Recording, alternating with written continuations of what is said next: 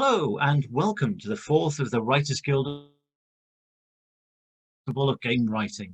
This evening it's narrative design, building stories in an interactive environment. Before we get started, I'd just like to do some introductions. I'd like to thank our sponsors, Fusebox, who've allowed us to put on these events, and to the Writers Guild of Great Britain, who are hosting these events. The Writers Guild of Great Britain is a TUC affiliated union operating in the UK. We offer advice, contract vetting, network support and information for those working as transmedia writers, or if you're focusing on one medium in particular. So if you're working in TV, film, radio, theatre, animation, comedy and more, as well as video games, please do think about joining us. We are there to assist you with contract information to make sure that you are getting the rights that you deserve and to help you out if you hit any crisis. We also are there to make sure that you're not alone. It's a way of meeting other writers and learning about other media. So we would hope that you would join us to help us join you. You can also see on your screen, we are currently running a survey which will help us to identify more information currently about the industry. That will go into us revising the video games guidelines. The Video Games Committee of the Writers Guild, which was the first formed anywhere in the world for writers unions, has done a number of things to assist video games writers, most particularly the guidelines which have been available for people working in games narrative across the world for the last decade. We're currently looking at reshaping those, and by clicking on that survey, you can help be part of it. If you've missed that by any chance, please do look at the guidelines. They're there to help you. And as I said, please consider joining us at the Writers Guild. Without further ado, I will pass you over to the panelists to begin our event this evening. We have got one technical difficulty, I think, at the moment with one of the microphones. So I'm going to hand you over through the chair, Brendan Gibbons, and then that will then go on to Evie, who I think is just about to introduce herself. Thank you very much for joining us. Before being a narrative designer, I was a game designer, and it's still very close to my heart, but I've noticed that every time I do designs, it always kind of like leans over to the narrative. And then I finally got my start in narrative design while I was working at Remedy on Quantum Break, and then worked on a little bit on the Crossfire, and then kind of like my latest published work is on Control. And really happy to be here. Thank you very much. Cool. Hi, my name is Mccaskill. I'm currently the principal narrative designer for Natural Motion. Previous to that, I was senior writer for Rocksteady Studios and also Playground Games. Although despite having three roles, I've actually only been in games for nearly 4 years. And previous to that, I was a television writer and a comedy writer. But as with the games industry moving so fast and changing so quickly, I kind of found myself getting involved in more narrative-based games, and I have absolutely loved it. Very humbling, but again, very happy to be here. Thank you. I'll go next. I'm John Ingold. I'm the narrative director of Ingold. So we founded about 10 years ago. I worked at Sony PlayStation before that, but not actually as a writer. So I kind of founded Ingold with Joe Humphrey so I could be allowed to do some writing on some games, which has worked out really nicely.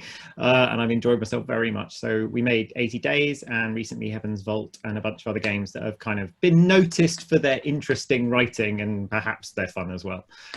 So that's me. Hi, I'm Fred Francis. I am Senior Narrative Designer at Fusebox Games.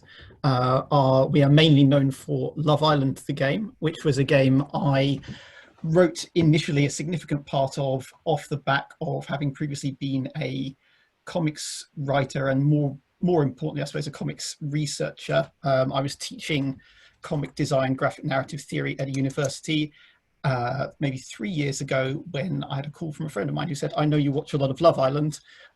Would you be able to write a visual novel of Love Island? And I said yes, and that's what I've been doing ever since. Fantastic. I'm Brendan Gibbons, and just basically I've been a narrative designer. I'm a game and narrative designer. I've been in the industry for 5 years. My probably most famous work is I worked on Last Day of June, which was BAFTA nominated, and sort of I've got some recent works coming up that I've been working with Fisbin Studios, which includes Say No More and Narrative Islands. So thank you very much for the panel and for everyone for coming in. So we have some questions, as I said, that Andrew has gotten for us from Twitter. They're quite big, but we can sort of talk about them and like answer them, and hopefully they'll elucidate and everyone can learn some things. So the first one comes from Wendy, which says, what are the key components to consider? Especially when it comes to things like the passing of time for the player. They could, for example, play it in one go or spend time away from the plot before returning. And how much collaboration is there between artists and writers regarding interactivity? So just very, very quickly for the sort of how much collaboration is between artists and writers regarding interactivity, that really depends on the company and the position within it. Whether you're in-house, out of house, doing freelance, or you know, you're kind of working within the team, and you know, usually sort of depends whether you're maybe working directly with environment artists or with the animators and so on and so forth. But I guess like the really interesting sort of juicy bit of that question was like, what are the key components of narrative design, especially considering the player's engagement at that time? Obviously, there's lots of different parts like the genre and the structure and the mechanics of the game. Yeah, I'd love to know what you guys think about it. So why don't we start with Evie? Yes, what are the key components of narrative design? Well, to me, it all starts from what kind of game you're making. So the genre, the structure, the mechanics, especially the last one. Like, I live in the intersection of game mechanics and story. So if those two are opposing each other, you're going to make a very dissonant game. So I should have checked it. There's a beautiful Gama Sutra article which says kind of like you start from the player verbs. Like, what is the player going to be actually doing? So for example, if there's I think they use Last of Us as an example. So if there is like this mechanic where you can hold enemies as hostage, what does that say about the kind of character you're playing? Clearly they're kind of like in a desperate situation to do something like that. So it's very interesting for me to kind of like start from what's the genre, and then kind of like the verbs, and kind of try to build your narrative from those. And Kim, you said what do you Absolutely. Now, first of all, it's quite important to note that anytime you speak to a narrative designer and you ask them exactly what their job is, this can change from studio to studio. Sometimes you will get a narrative designer and they are just writing. They're writing the story and that's it. And other times you will have people who have more game design experience and they are merging the two. So it really can depend on the studio. So I just want to get that out there. For me, in terms of what I've done previously, again, as Evie said, it does depend on the game. Sometimes you're working with an existing IP, sometimes you're not. Sometimes, I mean, the way that I normally try to work is to have like a base story, and then after that, as a lot of you will know, it really does become a marriage with design after that, and sitting down and going, okay, this is a story, let's start pulling at that, let's start pulling gameplay, let's talk to art, let's talk to environment, what can we make based on that? So for anyone who doesn't know about writing games, you wonder why it takes so long to make one. Well, it's this, there's just so many moving parts all of the time. But in terms of key components, get your basic story in there, characters if you can, and from there on, honestly, I couldn't give you any other advice. Just good luck, and hopefully you've got a good enough team. It really is a marriage. It's not just going to be on you, it's a team effort. And it's actually fantastic that you said something about sort of like characters, because one of the other questions that we had was more do you write characters first and then a story about them, or do you write the story first and let the story tell you what characters are important? And obviously like that, yeah, again, that really depends on the situation. I think often you don't tend to have the luxury of picking what's available as a video game writer, because you're either working with existing IPs or you're coming in usually after the pitch has been made and the basic skeleton is there and you have sort of to work with it. But kind of assuming you have a choice to write the characters first or the story first, what is your personal choice, and why does that work for you? What do you get out of writing one instead of the other, Kim? What was that back to me? I'll try not to hog this, by the way. No, I think it really, again, it does depend, because that's like asking a writer a very general question of, do you start with a storyline or do you start with a character? As a writer, it can go either way for me.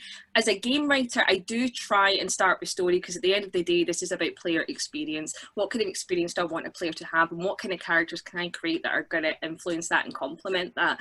I mean, that's what I certainly aim for. But again, as with anything, it's, if you start off with the character first, don't think that's wrong. There's no wrong answers to this. It's just that's what I try to do, and even then I can't say I do that 100% of the time. John, you said you had something to say about character first or story first?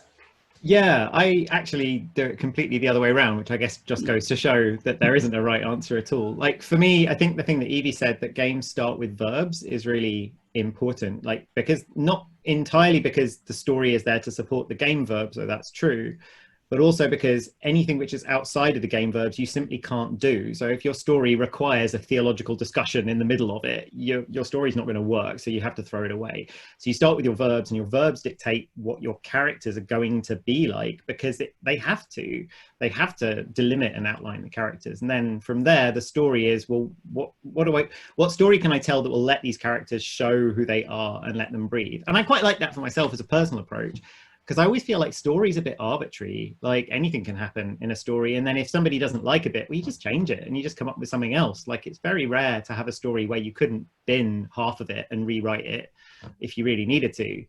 But I always feel really bad binning a character, or binning a bit of a character, or fundamentally changing a character. That feels like quite a strong violence to do to whatever I'm creating. So I think regardless of where you start or the order that you get to it, I feel like in the end, the characters are what really matters, and the story is just a vehicle for the characters to get to strut their stuff a bit. And that's great, because that means you can make a sequel, and then you can make another one, and you can keep on going, because your characters are eternal and your story just comes up again.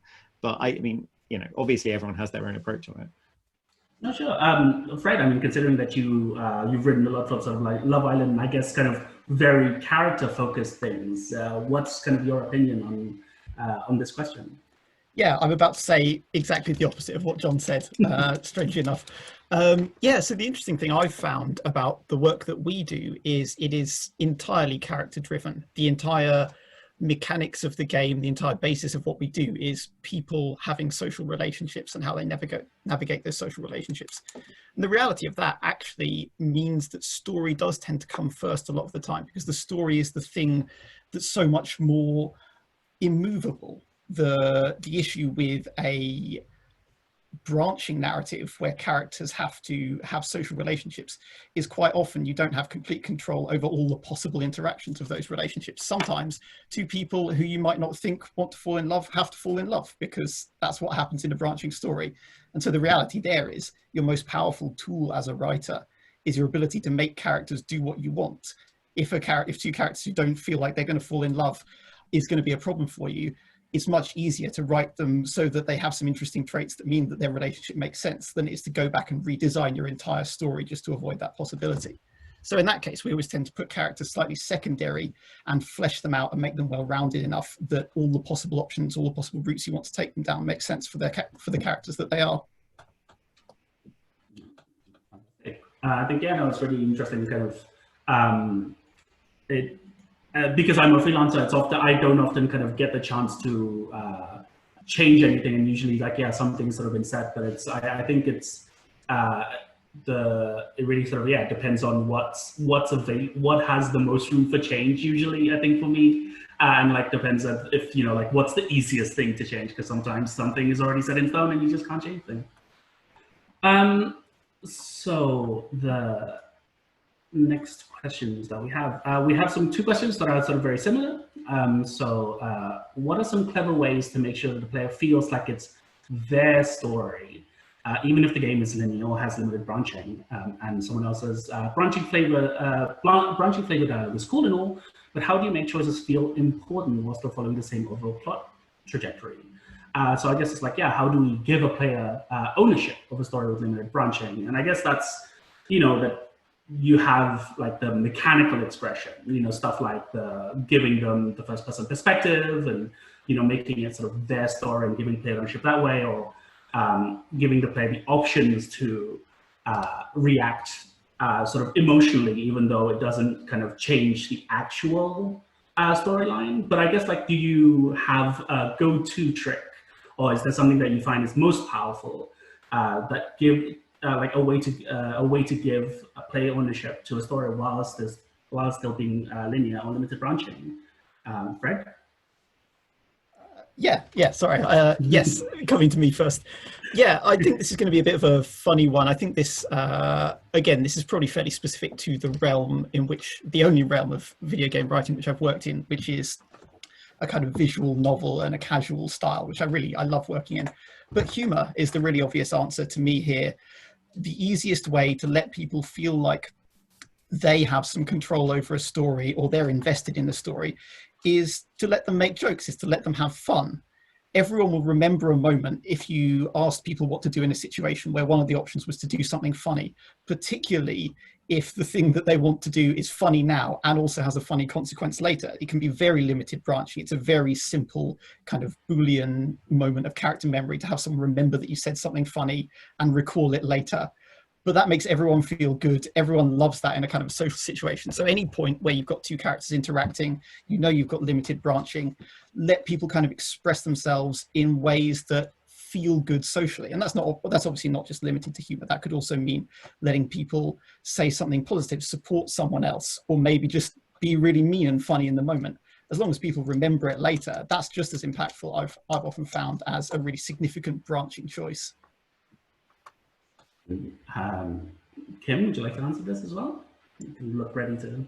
Sure, absolutely. I mean, there's definitely that little tricks and things that you can do. I mean, one thing that I look to, and again, it does depend on the game that you do, but if you have NPCs, which for anyone who doesn't work in games, that is someone like a villager who you can go up and speak to, a non-playable character, you know, you can give the player an opportunity to build relationships, you know, be feared, be hated, be loved by these people, and that gives the player a sense of identity that doesn't necessarily have to connect to that main story. So the player is still very much getting their own experience and creating their own identity because the world is reacting to their actions, but at the same time we are not changing the main story. They do still have to complete it, and this is where world building gets really interesting. So that is certainly another way that I would maybe try and give the player a sense of freedom, because at the end of the day, players are creative and they are smart, and we want to give them a reactive game that is going to recognize their want to make these decisions. So,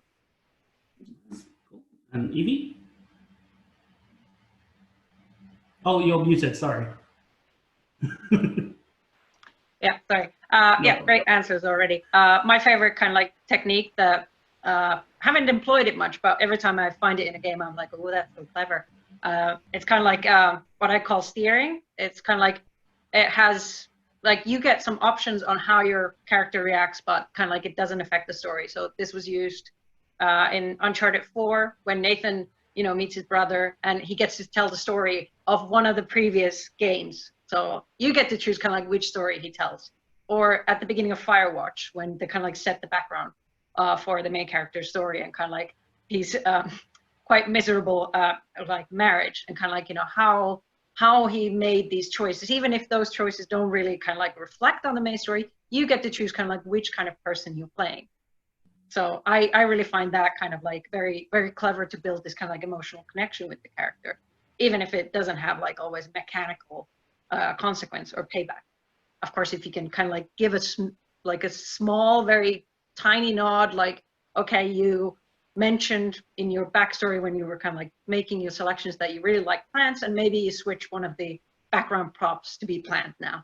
So kind of like, you know, just very small things that give the player like, oh, you noticed. Oh, that's so nice. John, you look like you've got some some answers for this as well. So I'd love to hear you. Yeah, I mean, I feel like it's kind of the core question of narrative design in some ways, is how do you get the player to take ownership of the story, because that's what you really fundamentally want them to do. It's like our version of suspension of disbelief or something. The player has to believe they're in the moment and that the game is happening around them.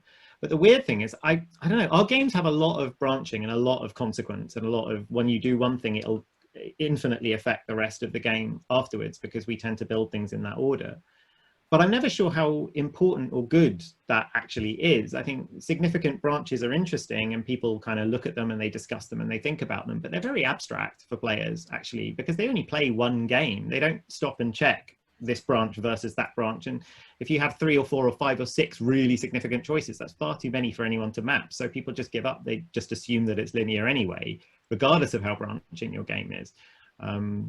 So the really important thing is not to think about what the consequences of the choice are particularly at all, but what the moment of choice is like, which I think is exactly what Fred and Kim and Evie were all really sort of saying. That's the way I'd phrase that idea, that is that moment of choice a fun and entertaining or scary or interesting choice. So being funny is a great way to have an enjoyable moment of choice, but you can also how do you break a terrible piece of news to an NPC? Do you just lie to them, or do you break it to them coldly, or do you break it to them gently? You know, that's a kind of choice that you don't see in games very often, but I would stop and consider it as a player because I understand what that choice is about. I can read it as a moment, I can role play it as a moment, and then if the game gives me a bit of a nod that it heard what I said, and react to exactly how I did it, then I don't need a long-term consequence to feel like that was a great moment. I think Horizon Zero Dawn, bizarrely, did that really well, actually. There were a few places, there's a bit in the beginning when your dad goes off and I think he doesn't come back, and there's how do you know it's going to be the last conversation you have with him.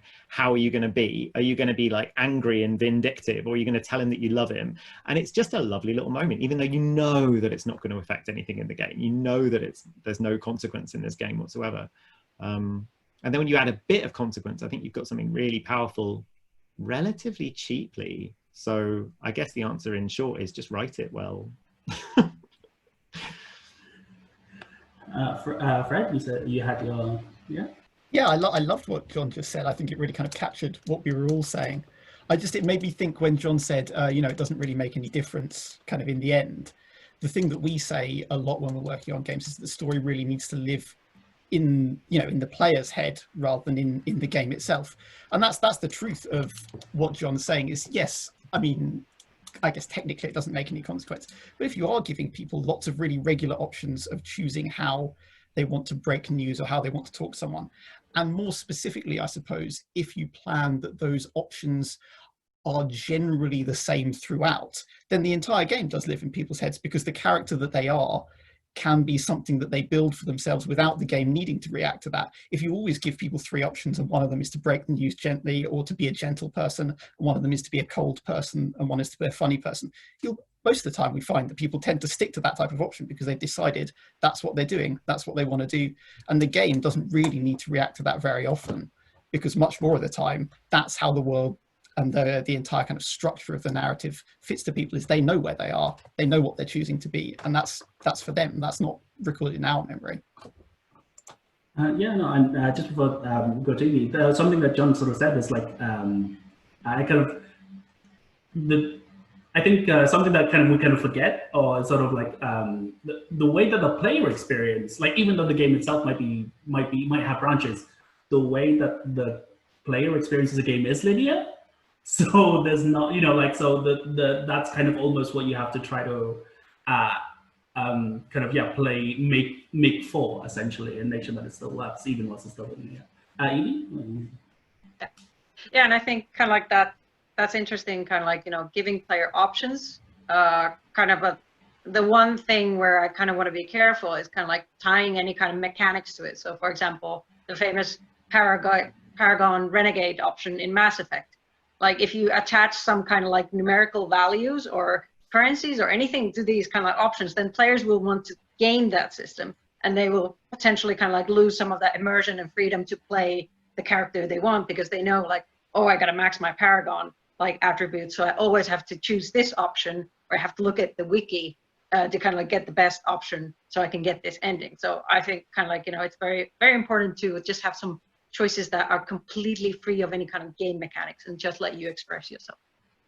Right. So it's almost what's the word? Like it's almost maybe best for game, like it's actually even better for games to be more linear or to have more limited branching, because it allows them to it allows a player room to express themselves without needing to worry how it affects the game mechanically. You had your hand up as well. Two tiny quick things, because we do have some people that don't really know about writing games. I just want to explain that branching is when you have a decision within a game to make choice A or choice B. That is branching. So if the past 10 minutes has confused you, just wanted to get that across. Secondly, I just want to say, I do think that we are entering more and more into a time where we have players who do want to play alternative options. We have people that do want to go back and play the story again. So I do think that while we are saying that yes, people will experience that story initially in a linear way, we are seeing more and more players that will go back and want to experience it differently. It might be a smaller percentage of gamers, but they're certainly growing. So I just wanted to bring that up. And John, do you have any? Yeah, I just wanted to come back on what Evie was saying about tying choices mechanically, because I think it's very true. But I think the other thing that we do quite a lot is to try to push that to the other extreme. And we do this really deliberately, that we make so many choices that have so many impacts that the idea is we make a game which is impossible to optimize. It's impossible to max out your stat because you have no idea what's being affected by what, but you know that something is being affected by everything you do. And that's quite hard, and we don't always manage to communicate to players that we're doing it, and some players get very, very grumpy. But the players that buy into it are so scared about knowing that every little thing they might do might have an impact, that they really engage and commit to every moment of the game, which I think is phenomenally brilliant if you can pull it off. And I feel like that's what we really should be trying to do, though I wouldn't say it was easy or even particularly well understood. But like, I love the idea of making players feel like they're on the spot, because they kind of should be, because they're the ones actually doing something in the game. I mean, I'm kind of worried that, like, you know, we have a bunch of other questions as well, but Evie, do you have one more thing you want to sort of like finish the conversation with? No? Everyone's fine? Okay. Yeah, okay, so we have the next question. So it's, I'd like some insight on repeatable content. What can be done to tell a compelling story in a game where the core loop is grindy, die and retry, or procedurally generated? So like, yeah, so how do we tell a compelling story in a procedurally generated game, or like on a game where the player must die and retry? And I guess that's, you know, a lot of that is probably just kind of folding the die and retry into sort of the lore, or the giving story as a reward, or infusing the world with story. But Evie, you have some answers to this one. Yes, this is kind of like very, very dear to my heart, not only because I'm working on a game that has roguelike elements, so kind of like this has been a very recent narrative challenge, but also because I used to work in mobile games, and kind of like there the free-to-play model is prevalent and grinding content is prevalent. And I was always thinking like, how would you fit narrative with this business model that is kind of like very like hostile towards like needing like kind of like you need lots of unique content, and kind of like linear stories were kind of like hard to tell in that environment. So there was always something that bugged me very much in the kind of mobile environment. But now in AAA, of course, I have a bit more freedom. Again, like for people who don't work in games, kind of AAA, meaning big production values, usually for console and PC. So budgets of millions, usually linear games, stuff like that. And yeah, as mentioned in the quick answers, like the stuff that I've noticed a lot is kind of like giving the story as a reward. So not even trying to make it kind of like match like the gameplay, not like doing this traditional like, okay, there's a cinematic and then story and cinematic story dialogue, but kind of making it something that you also fill a progress bar towards. So I think Hades does this really nicely. So you kind of, it tells you that, okay, you have to use this weapon 10 times and then you'll like unlock kind of like a new story piece, or you have to go and just like die 50 times and then this character will have something new to say to you. So just treating it as a different kind of content reward for those players who want to engage with it. And another way is, of course, just making that world interesting. So kind of like the props, the enemies, kind of like making those something that you kind of set your imagination on fire. So even if you're just grinding through it, you keep thinking like, ooh, why is there this mystery, and why is this character like always going on about the mice, but I don't ever see mice? Like just making the story part of the world, so it tells itself just through the animations, the colors, the sounds, the enemies, everything.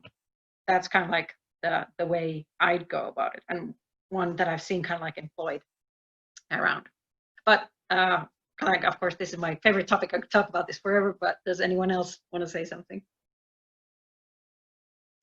No, I think that's yeah. I think the Hades is a really good idea, and sort of giving story as a reward is actually something interesting that kind of already falls into the next question, which is like, what can narrative designers or writers do to encourage players to accept partial or complete failure in some objectives as a legitimate part of their narrative experience, as opposed to quick loading to redo a failed quest, for example. And I think so. I've personally made so one of the games that I made is called Last Day of Dune, and that is definitely a game about failing, right? Sort of the core concept is essentially there is a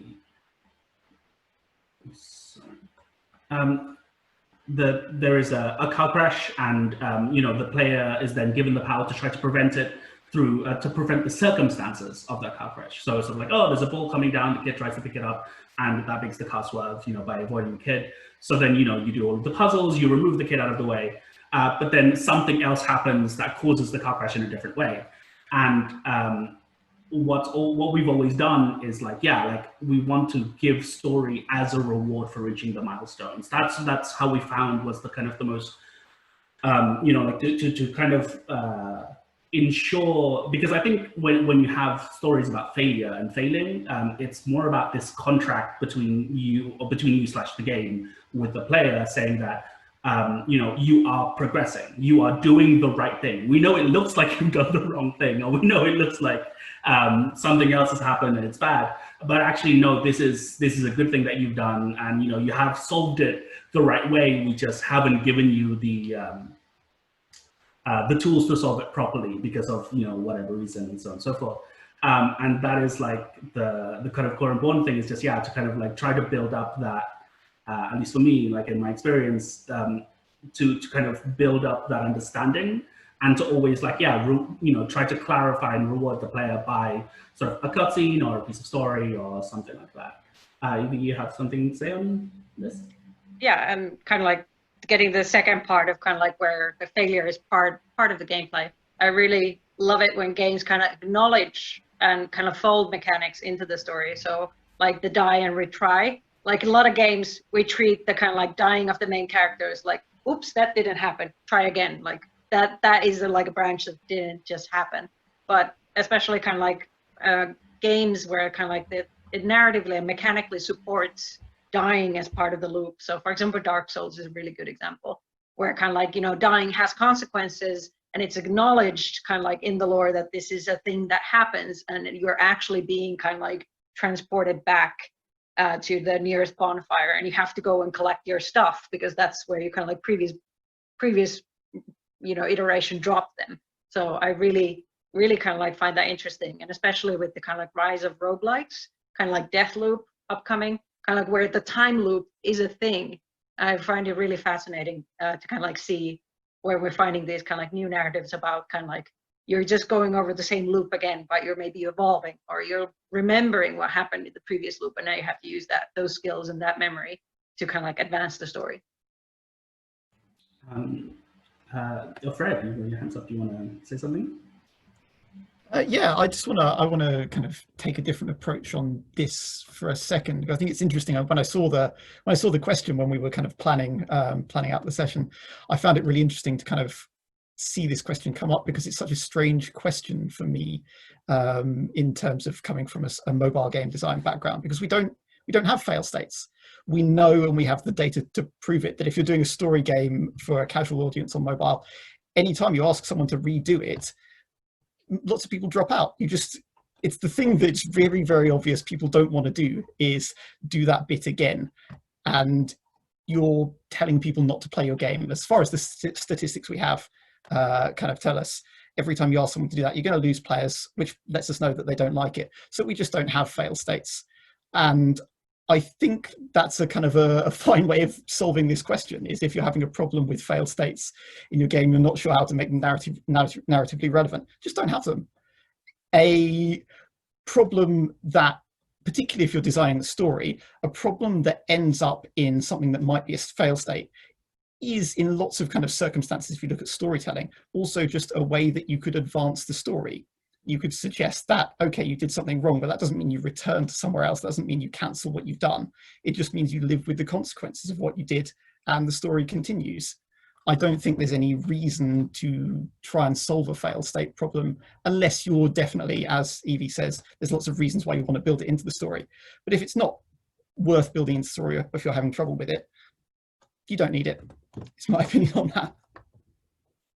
No, that's great. Kim, and you had your hand up as well. Yes, I did. I just want to say it with fail states. Fail states for me is such an important part of games, and that includes not having them, by the way. I think it's such an important decision in every game that you do, regardless of the story. I mean, you have such a thing as forced fail states, for example, where we will make you fail a mission, whether you want to or not. And regardless of how you do it, it comes down to what does this mean for your player character? You know, you're taking them on that story. If they fail, you fail, and we want you to connect with that character when you do. In terms of more grind-based things, which is when you're playing and you happen to die in combat or so on, we still want you to want to come back, because at the end of the day, we get different types of gamers. We get gamers who are there for the story, and we get gamers who are there for progression as well. And it's important to remember that, you know, fail states are important for players who want to experience fail states, because they want to get better next time. They want to do better. They want to progress to the next stage. And fail states are so important, because if we don't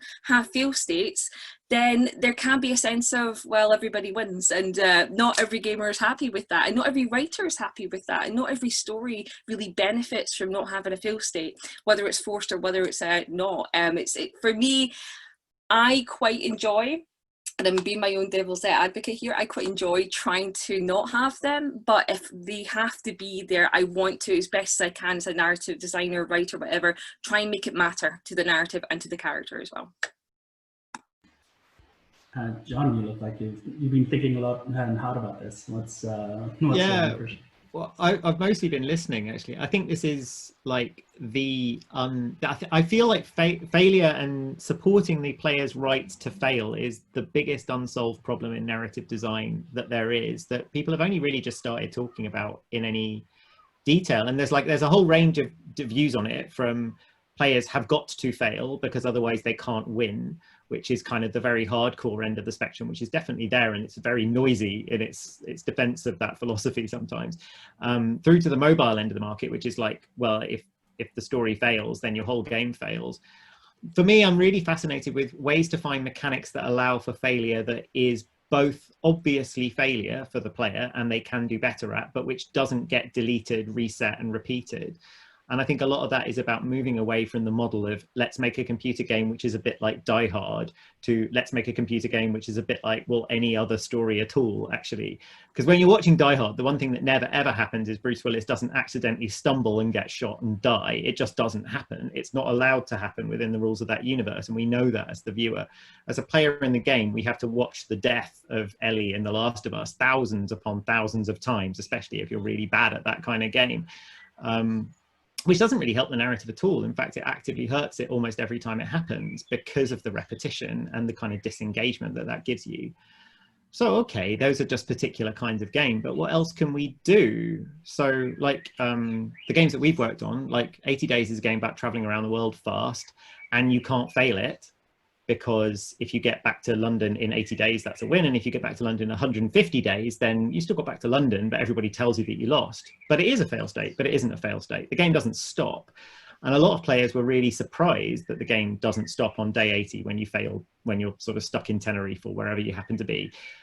And a lot of players reset the game at day 80 and start again. And they never see the fact that the game ends because they feel like they've already lost. And all of these things seem like there's a lot of space here to play with what people are expecting games to be like and what games can actually be like. And so I'm really interested as a designer, as a narrative designer, in this idea of failing forwards. Like, how do you set the player up to fail, take that failure, push it forwards into the narrative in a way that they aren't allowed to pretend that it didn't happen, but it doesn't block their game. It doesn't make their game feel less good than it should have been. And we don't always get that right, definitely.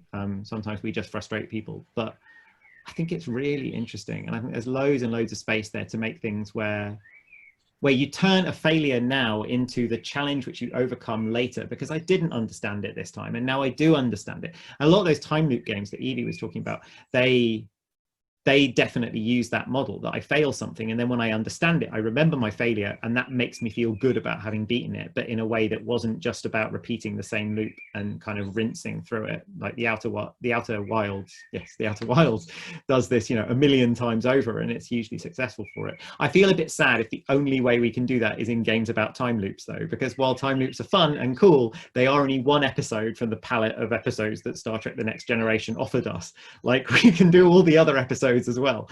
We just have to figure out how. But yeah, I don't I don't think there's a short answer to the question of failure at all, but I do think there are lots of really, really good and really interesting ones. And it's definitely something we talk about all the time. So the next thing that will be, that you'll be making something about tribbles then, something different. Comedy, give me comedy. Comedy would be brilliant, yeah. All right, so we have only a few questions left from our list, and then sort of just to inform everyone else, we've been looking at all of the Q&A has been open for a while, and we're going to go out. It's that this panel is running for 90 minutes, so all the way until 7:30, and after that we're done with initial questions, we'll be going through the question and answers that you've been sending us and answering them live. Okay, so the next question is, in branching dialogues where choices have consequences, what tricks can be used to avoid many branches? Is there a risk that by offering consequences, players will easily detect and be frustrated by the absence of other choices? So sort of, yeah, like I guess that's kind of two different things. One is like, how do you avoid too many branches when your choices have consequences? And also like, how do you manage players being frustrated by an absence of choices that they want? And I guess like that's kind of two different things where it's like, you know, number one is about, I think something that we've already touched on a few times, which is like communicating with the player about what the story and what the experience is, and kind of being clear about that.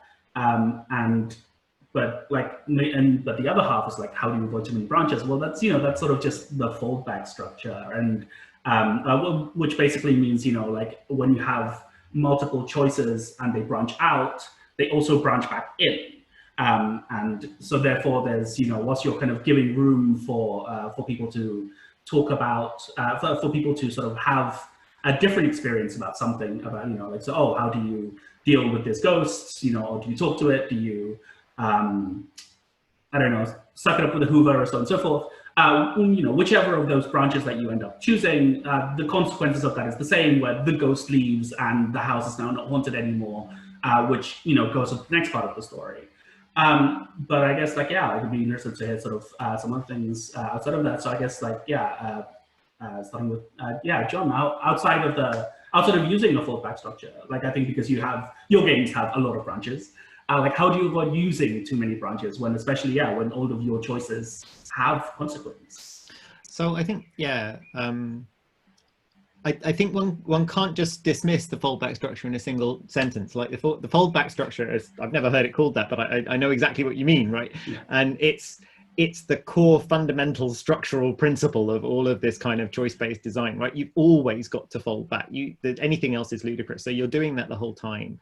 So the question for me is, how do you write around that? And what I guess I get the most pleasure in solving the problem by using misdirection, actually. That my favorite pet trick is that you offer somebody a choice which looks and feels significant and plays out within the scope of the scene. So, you know, there's an argument between two people and they can make up, or the argument can boil over, and it feels incredibly significant at the time that you're doing it. And either way it goes, at some point, one character will mention what Sarah said the other week, either in the context of shouting at someone or in the context of a friendly makeup. And actually the only thing that was significant in that scene for the rest of the story is what Sarah said next week. Whether or not you're friendly or argumentative with this person actually doesn't matter moving forwards, because the player at the time doesn't know what's going to be significant and what isn't going to be significant. They only find that out in retrospect. So what I tend to like to do is to have choices over here that feel significant, that sort of, without being too obvious about it, lead to something significant, which happens here, which isn't flagged as being significant and feels like it emerged from what you chose, but is sufficiently indirect that it can emerge from any of the choices that you make. So the majority of the scenes in 80 Days work like this the whole time. They'll have a choice over here and a plot beat over there, and a choice over here and a plot beat over there. And when we write it badly, it's obvious when you sort of, and you have that classic bad choice where, you know, you can choose to agree with someone or to disagree with them, and then if you disagree with them, somehow you end up agreeing with them anyway because they change your mind in the next line of dialogue, and you go, yeah, no, I see what you did there. But you don't have to write it like that. If you make sure you give players the right choices, and that's usually choices which aren't anything to do with the thing that you actually need to happen next, then you can kind of keep people not noticing that their choices are not actually the thing that's motoring the plot forward, because people are not actually breaking the plot down beat by beat as they experience it. They're just experiencing it, and hopefully it's coming out organically. And then if you scatter in, sorry, I know this is going long. If you scatter in a little bit of real choice that actually does branch it, then people lose all ability to track what's going on. And it's kind of stage magic. I think it's like forcing cards on people or something like that. No, I think a lot of games in general is very smoke and mirrors. Evie, yes, what do you like to say?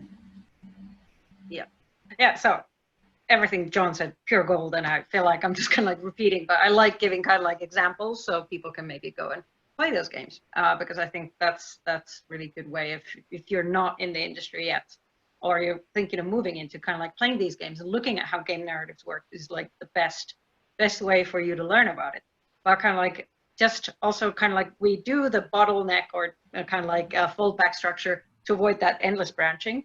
And kind of like we try to avoid that because we can't create that much content. Content is like very expensive for us because usually we're not just working in the realm of text. We have to do the visuals, we have to do the audio, we have to do the gameplay. All of it costs a lot.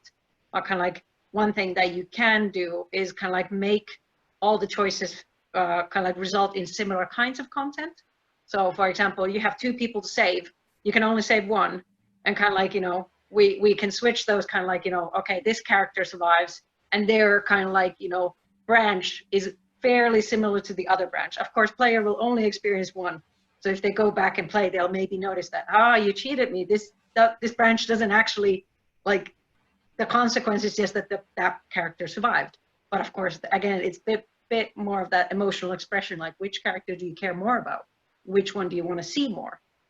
So kind of like, you know, content-wise, you already needed to play, you know, build those 2 characters, and then you just kind of like drop the other one, and they still keep on doing their role. So they're always your sidekick, or they you know, keep your kitchen running, or whatever their role is in the game. But kind of like, you know, if you make sure that the kind of like choices end up with very kind of like just kind of like cosmetic changes, then you can have like 10 of those kind of like, you know, you have to save one of these 10 people.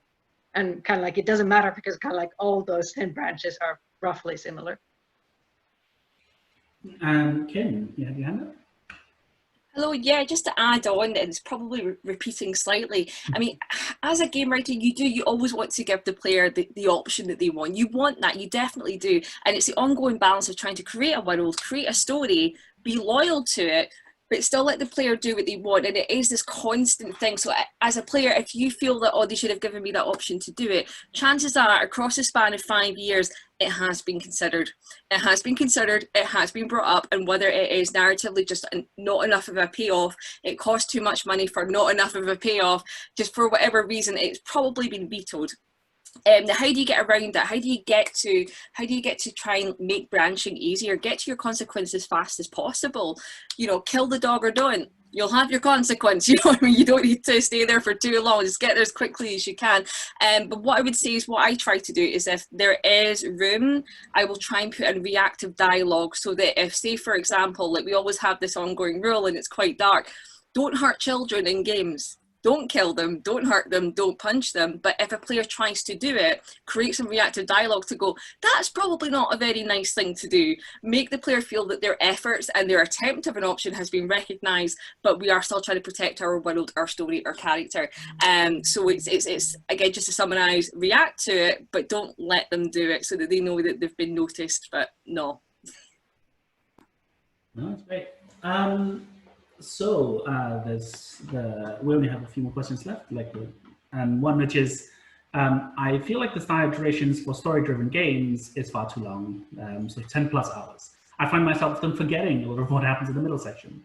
Do you think there's room for shorter, also cheaper story games, maybe closer to movie length, sort of an hour and a half, 2 hours? Well, the short answer to that is yes. Like, that's the kind of the very, very short answer is, yeah, there is. I mean, it already exists. Not only kind of do we have a lot of games, I think, on itch.io, itch.io, where there's a lot of sort of indie games and very, very small sort of experiments where people are sort of, creating these shorter, cheaper stories to try to, which are sort of, a lot of experiments kind of going on there. But also, I think it just sort of depends on the genre. I think there's obviously a lot of very short interactive fiction stories, games, and a lot of a lot of interactive fiction, a lot of visual novels. Like they're often quite short, and I think it's just maybe I guess the fact that it's about like where can we find them. And sort of being able to kind of go through that. So Fred, you kind of put your hand up there for a moment. Where can we find shorter story games? Well, the same thing. I feel like I've been kind of repping the entire talk so far. On mobile is the answer to this. There is a games console that everyone carries in their pocket and looks at when they're on the bus or on the tube or when they've got 5 minutes downtime. And if you want shorter story-based games, particularly ones that are easy to dip in and out of, they're all there. There is a whole kind of world out there of people working on these kind of games because of the nature of mobile, because of the kind of, because it's not a PlayStation, because it's not a high-end PC. Quite often these games do tend to be more narratively focused when you're playing a story game, because there's a kind of limited amount you can do with art. There's a limited amount you can do with animation, those kind of things. And the entire kind of design philosophy, if you're working in story-based games for mobile, is that they have to be something people can pick up and put down in short chunks. Now, that doesn't actually mean all of the time that the games themselves are short. I love and play a lot of very short kind of Twine games, games on itch, that type of thing. But also it's the case that for Love Island, for example, for the game I've worked on, the entire game is 60 hours of gameplay, but it's broken down into 10-minute chunks, and you play 10 minutes and then you wait a while and then you play another 10 minutes and then you wait a while and then you play another 10 minutes. And that's the kind of basic format of a kind of huge amount of games of the visual novel style that are on mobile at the moment. Sort of sadly missed didn't last very long, but sadly missed Storyscapes, which I really thought was going to do well and didn't. Was a kind of strong experiment in a high-end Netflix type short story game. They had X-Files, they had lots of original content, but on the other hand, there's all kinds of kind of romantic, otome, those type of games, social games, I tend to kind of classify them as, all exist with these very short play spans, either as standalones or across a long time, a kind of longer regular content update type framework. That's where shorter games are. I love it. I wish more people would kind of come over to this world. I mean, I guess then, there's also, there are issues with kind of developing shorter games outside of kind of the core existing formats. I mean, I think a lot of indie studios are definitely sort of like looking at shorter story games, but obviously like depending on the platform is the kind of big issue. Obviously, like with some things they have refunds if you have played for less an amount of time. I think like for Steam it's 2 hours. And if your game is shorter than 2 hours and it's a paid game, people can, if they want to, simply just refund the game after they finished playing it, which is obviously that's kind of part of I guess like there is an issue there where like, how do you make sure that if there are sort of things like that where people can just refund your game after sort of buying it, how do you make sure that you kind of giving the experience that they want so that they don't refund it and all of those sort of issues. Evie, you have your hand up. Like, what are some problems with developing shorter story games? And I know that kind of like mobile games and itch.io and kind of like indie games have been doing this for a while. I guess kind of like interesting part is kind of like when we see in AAA space outside of DLC or episodic content, like that's where we've kind of like tried to kind of like stretch out the existing content, existing stuff that we've done and try to push it out in smaller chunks. But kind of like to see a AAA studio go and do like a 1 or 2 hour game, that would be something like, I can't imagine what kind of business model would lead into that unless it was kind of like set in the same world, using the exact same tools. For some reason, we can push out the content easily and fast and kind of like, then the kind of like game, like the building costs would get somehow covered by the obviously lot lower price. But I am kind of like interested to see like, I never remember names when it's like I'm on the spot, but the people who did Until Dawn, just Googled them, but they're doing the kind of like the horror anthology, which I find it really fascinating, like doing an anthology of games where kind of like the mechanics are roughly the same, using the same engine, and there's kind of like an overlying narrative storyteller that is like shared between all these games, but the kind of like setting, characters, completely different. And I find that really, really fascinating thing. And like maybe something that we could do, something that we have a shared genre or shared world, and we just tell these snippets of story. Kind of like just a reimagining of episodic content. It's just not, maybe not a continuum, but an anthology. No, that's great. The people who made Until Dawn are Supermassive games. But yeah, no, I think there's definitely room for, or you know, like there has been these sort of experiments in the AAA space where they're making things like what was it? I think Far Cry Blood Dragon, where they kind of just use the existing engine and the existing system, and then just, you know, went wild and told a completely different, very different story. And you know, to sort of just, so the cost is just in creating the content versus all of the, you know, the structural sort of like the engine or those kind of costs. But I guess, yeah, it's sort of like something that I suppose in like film has done already a lot of, in the sense of like there's, you know, these big movies and there's sort of like the smaller B movies where people kind of can experiment something. And it's something that maybe, yeah, we would love to sort of, yeah, bring in forward into games. And I guess the last question here is just, and then we'll go into Q&A. It's almost exactly 7, which is fantastic. It's just a very, very specific one about sort of flashbacks in fictional worlds, and sort of the best tips and practices for making it clear to the player that they are playing a flashback, especially if you start with the inciting incident and catch up with the flashbacks during the first act. You know? And I think this is, obviously there's things that you can do, such as, you know, the obvious one is like, you know, step your tone in a big 5 years earlier. But I think with these sort of things, and I think this sort of also picks up with the whole sort of fading. It's really always about talking to the player and making sure that something is clear, and making sure that your game has this language, and like that the way that you're communicating to the player is sort of is kind of it's just thought out basically. So I mean, for example, just because like, yeah, so Love Day June has a lot of flashbacks, and it's mostly that, you know, we always flash to white when you're going back into time, and so like, yeah, fade to white when you're going back in time, and fade to black when you're going forward in time. And sort of just having these sort of like little tricks and making sure that you're consistent with them is, you know, always like, you know, what helps with kind of making sure that a player then kind of at least, you know, understands that like, oh yes, I think I've seen this, you know, like this is the 20th time I've seen the fade to white. This is definitely going to be, like, I'm definitely going to go back in time, and I'll see what happens next. Kim, you had your hand up first, I think. Yeah, so just a couple of little tricks that I tend to use. Now, I do have limited experiences with flashbacks, I will say. I do try and avoid as best as I can. But one thing I do like to try and do is add some sort of tool. Like, for example, say if a character really loved their dog, have a puppy. If they were completely obsessed with a certain book, make sure that the flashback contains a moment where that book is given to them for the first time.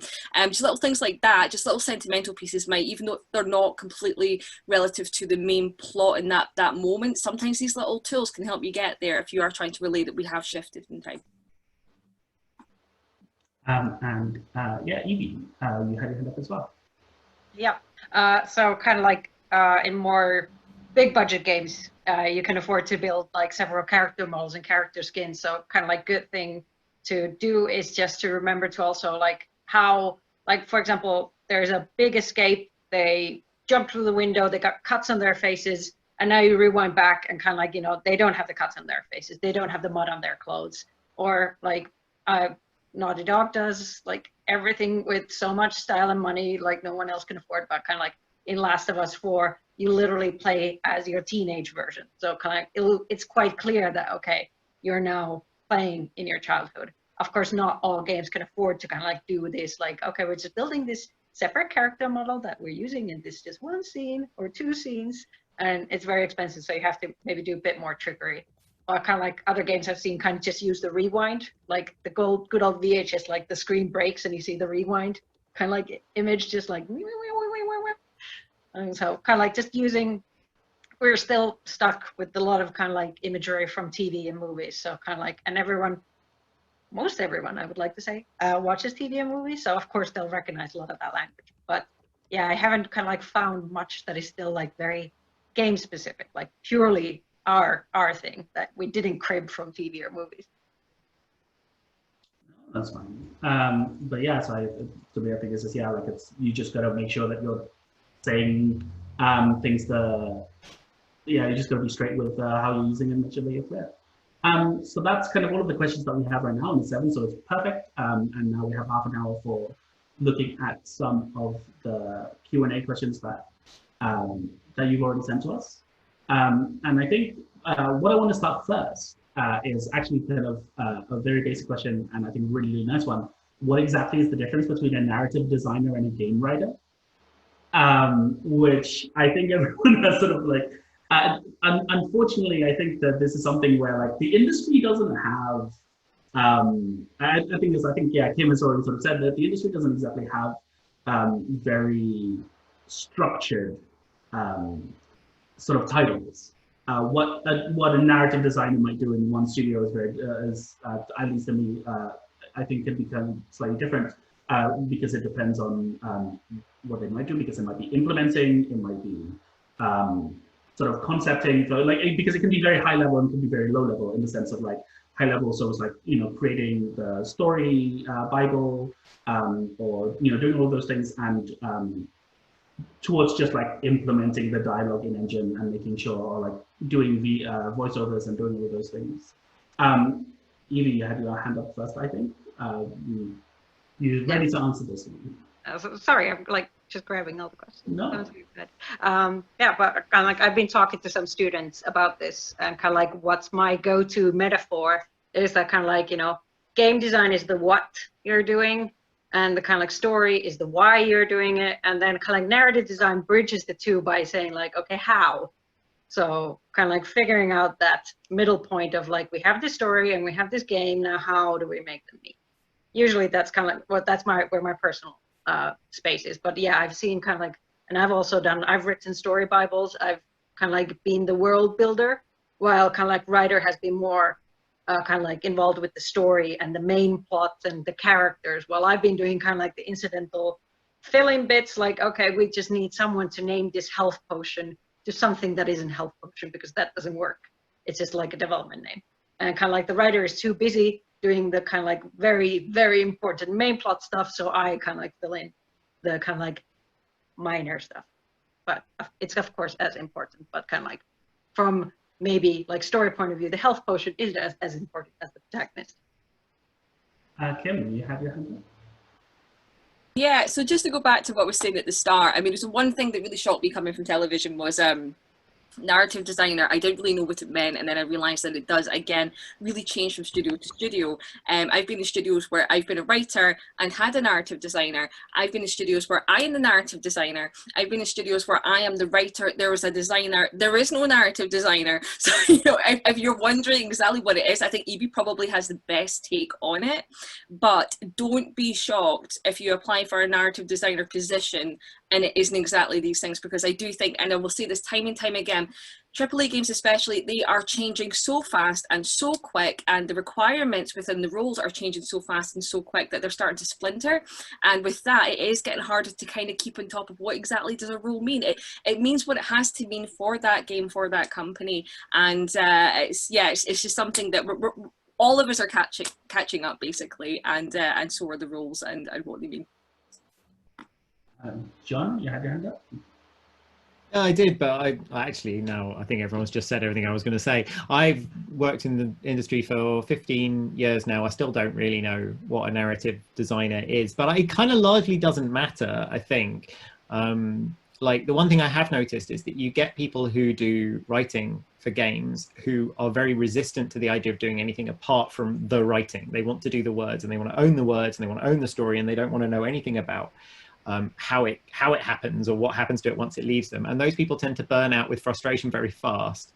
And the writers who you see succeeding in the games industry, in my experience, are ones who are always willing to learn the technical stuff to go alongside everything else they know, and they're always wanting to learn more. But that's just what writers do in every medium, isn't it? I mean, the very best screenwriters understand camera angles, and they understand what's expensive to film and what isn't, and all that kind of stuff. So for me, kind of, a game writer is probably just a narrative designer who hasn't come out of their cocoon yet.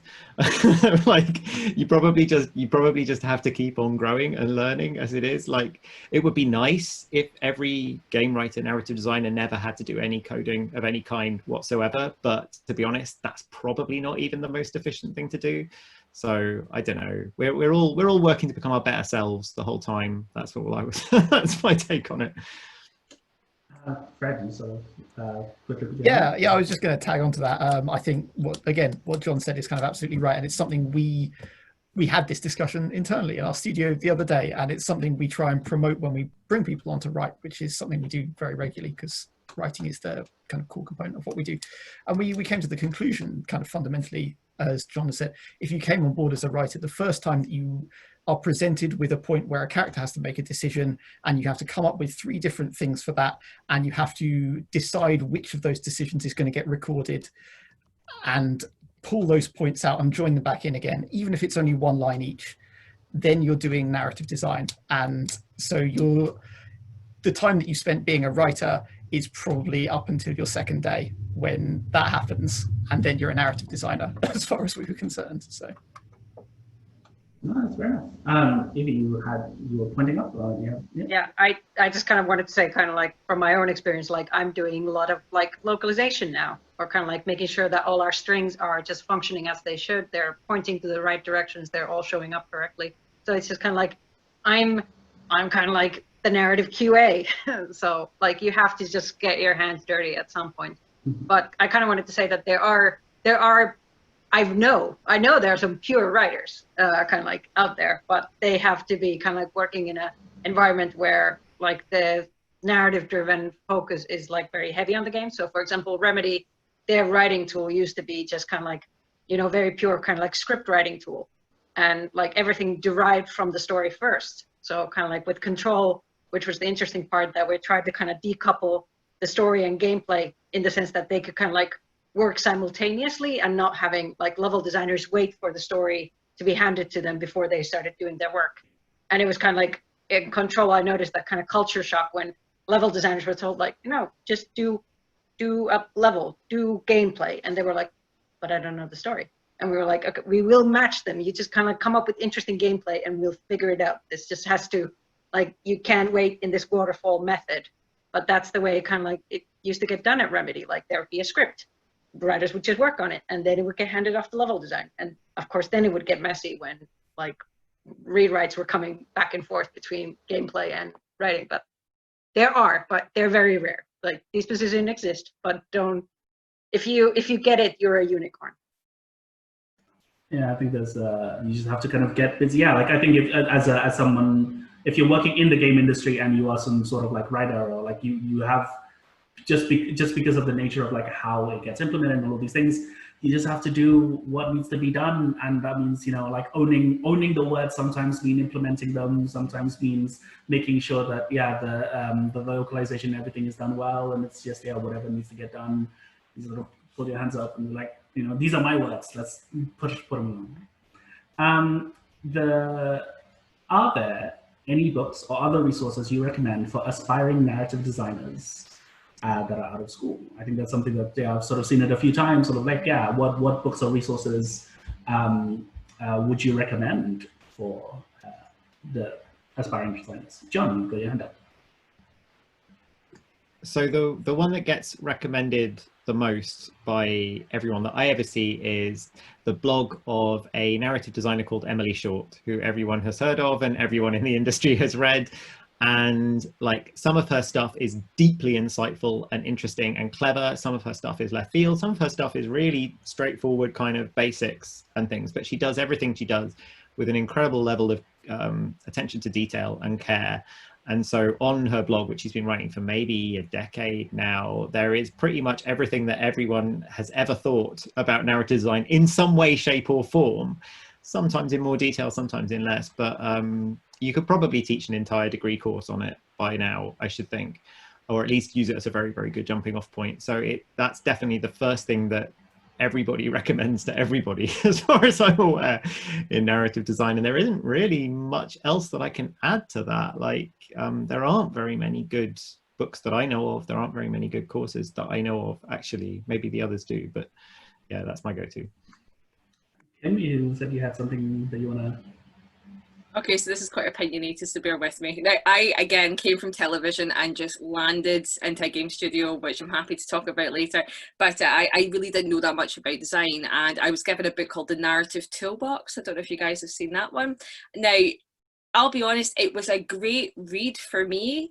But what I learned was, I mean, I took this away over Christmas and I devoured it thinking, this is how I learn narrative design, and when I complete this book I will walk into any narrative design role. I know exactly what I'm doing.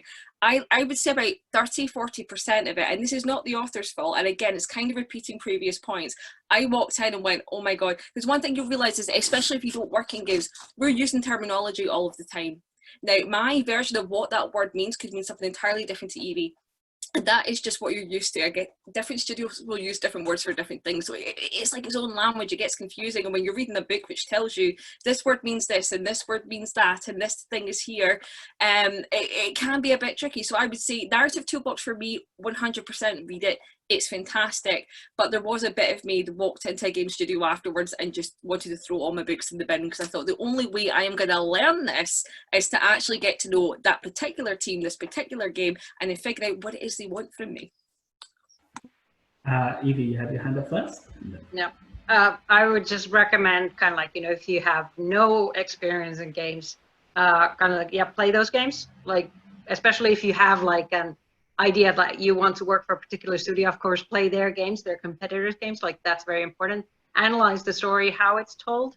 And like, yeah, but like reading can get you only so far. So I'd make your own fan fiction with Twine. Like, just start incorporating the interactivity into it. Like, especially if you come from like a field where, like, let's say TV or books or film, you're not used to relinquishing the control to your audience, and you have to learn that, and you have to make sure that those choices feel fun and meaningful, even if you're just kind of like cheating and it just feels it, but it isn't like it. But that's kind of like, I think, the most important thing that writers coming from other fields have to learn. Like, you relinquish the control. You have to give them something that they do. You don't own the story. They make it with.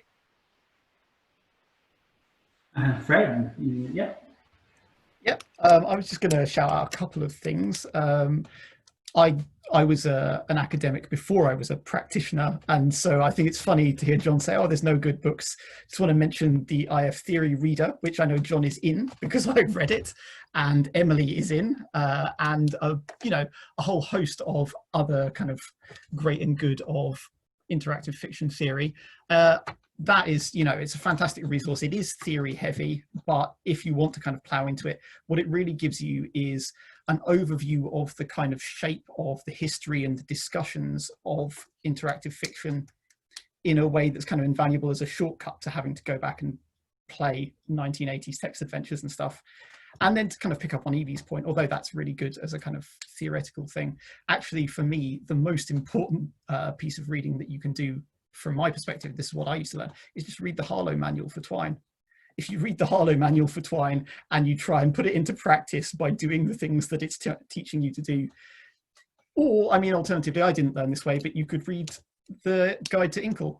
That's just as easy to get into any of these really simple tools that you can learn to use, actually kind of going and reading the manual and thinking to yourself, why do I need this tool? Why do I need this particular skill? Why do I need this particular function? Trying to find a reason to put it into practice, doing a tiny little story that puts into practice that new little command that you're learning. That's how I learned, and I still think it's a great way of learning this stuff. No, absolutely. I think, yeah, like it's a lot of, I think game development is just like you learn by doing, and, it's, I think,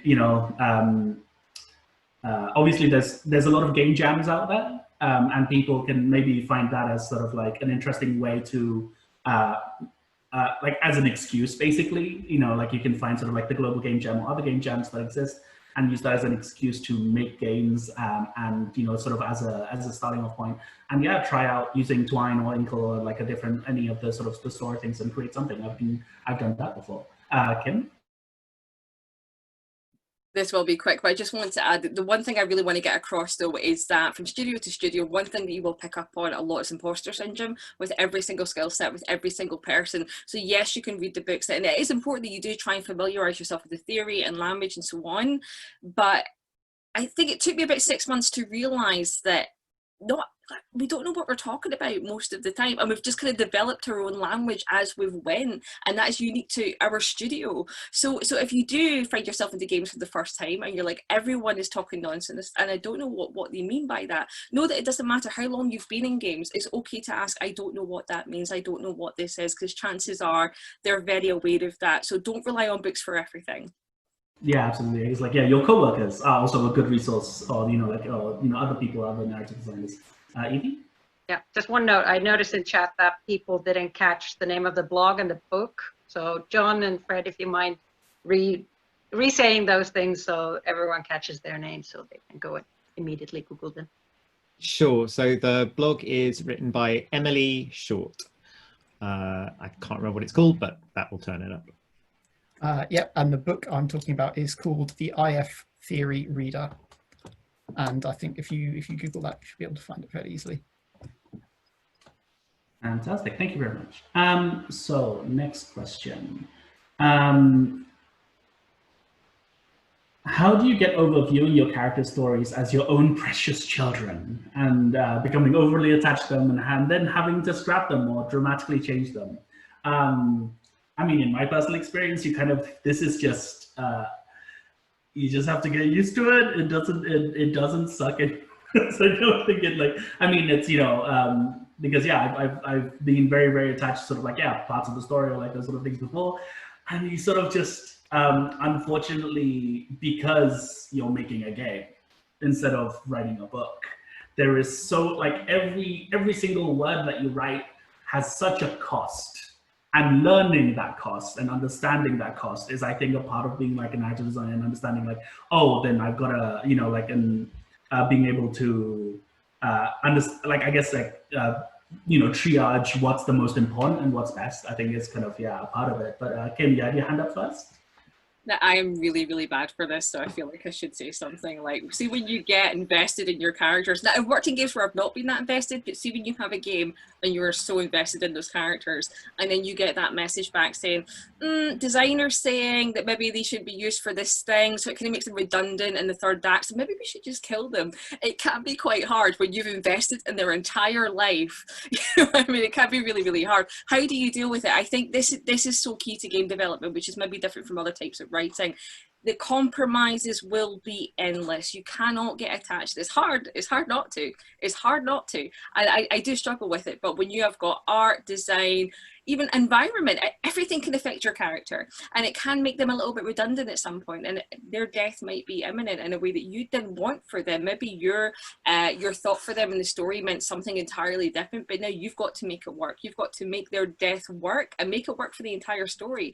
And this is your job as a writer. Yes, you're a writer, but you're also a problem solver, and you can't be precious, or at least not to everyone's face. John? So I totally agree with what Kim is saying, but there's a piece of writing advice I heard, oh God, maybe 20 years ago on the radio. They were interviewing the guy who wrote Michael Clayton, a sort of fairly good George Clooney movie from the early 2000s. And it was the first film that he had written and directed himself. And the interviewer said, why did you go into directing? Was it because you were tired of people messing around with your scripts, that you wanted that control?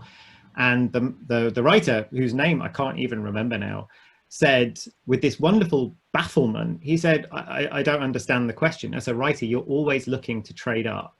And I thought that was a stunningly good piece of advice, that as writers, one thing we really know is that everything we put in our scripts, we made up. Everything we made up probably 3 or 4 times, and we just picked one of them and put it in. there's no writer who can really assert that they are confidently giving you the very best version of their story. We sell that because we have to sell that. That's part of the performance. But like, the reality is any given line, word, character, beat can change on a hairpin. That's what we do 100 times every day. We just don't show you that we're doing it. So we're constantly trading up, and this business of going to other people and getting their feedback is also just part of that process of trading up. So the real issue is not whether you can throw away your character or throw away your story. It's whether you trust the people who are giving you advice or not. And if you work in a context where you're getting advice which is bad advice, in my studio days, we made some huge changes on whims, on kind of curious desires based on very high up people who had no understanding what we were doing, who would just send missives down.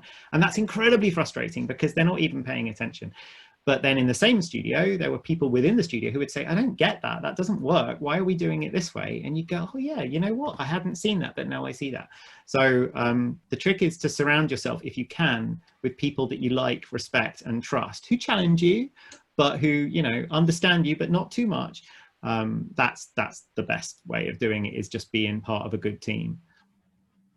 Oh, that's fantastic advice. Thank you very much. Okay, we have 10 minutes and 134 questions, which is obviously way too many that we can ever answer. But we will try.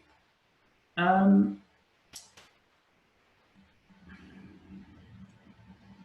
guess.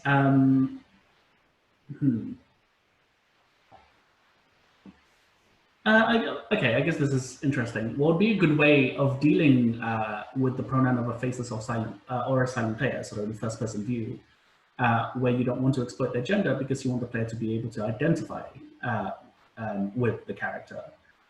So when you have more than one, specifically when you have more than one person speaking to the player, like over the phone or radio. Like if Firewatch had more people talking to the player over the radio at the same time and with each other, because suddenly it feels like you need to use something else other than you. So I guess it's like, yeah, how, Kim, you already have a...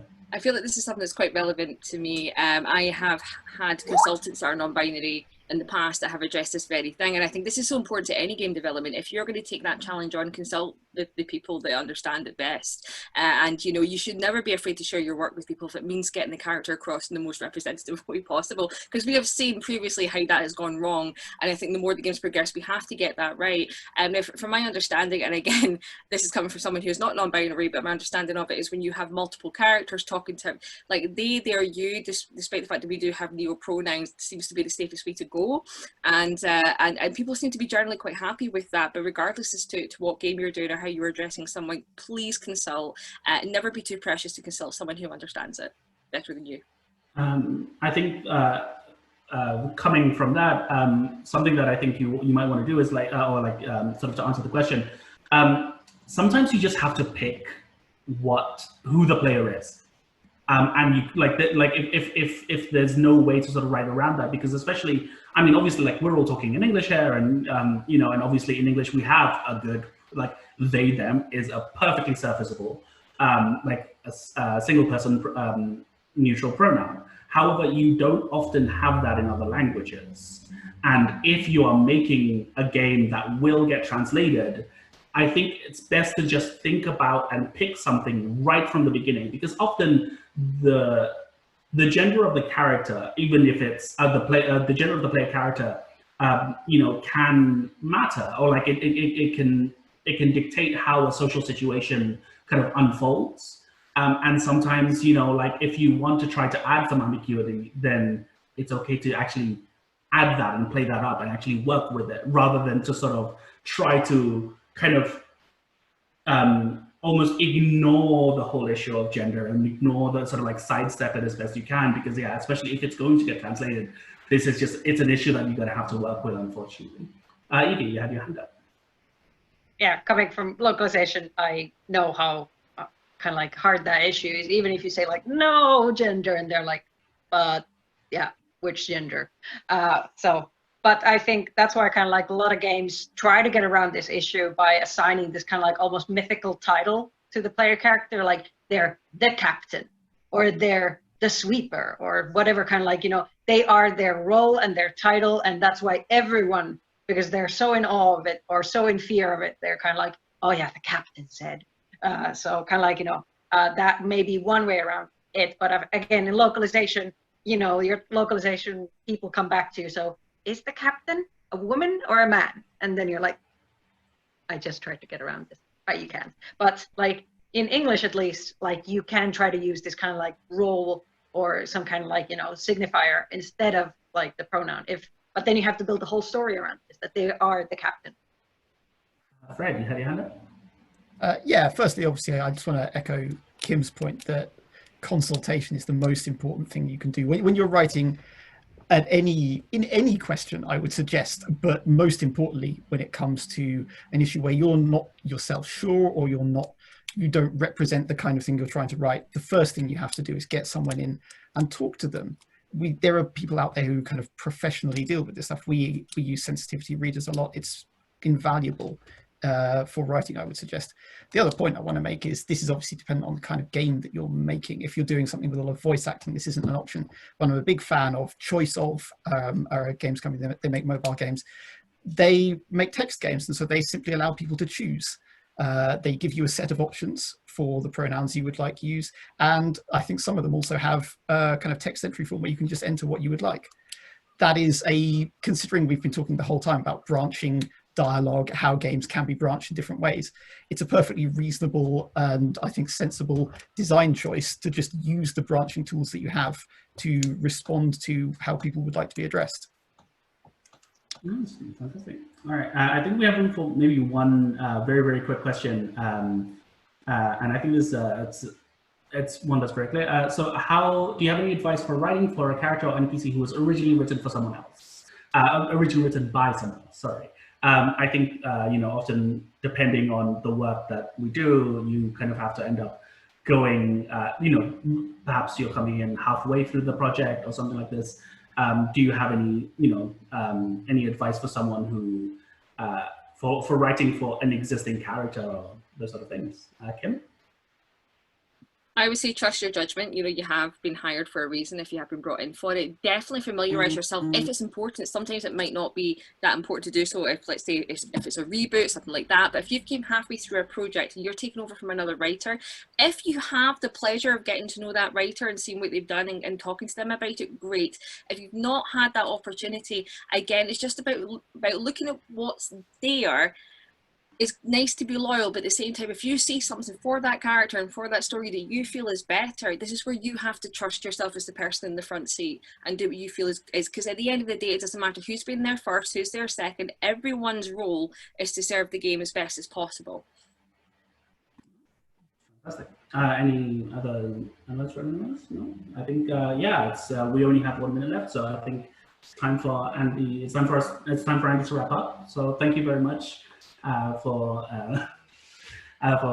coming and attending the panel, and sort of both the panelists and both to you as well for everyone watching. Thank you very much for your time.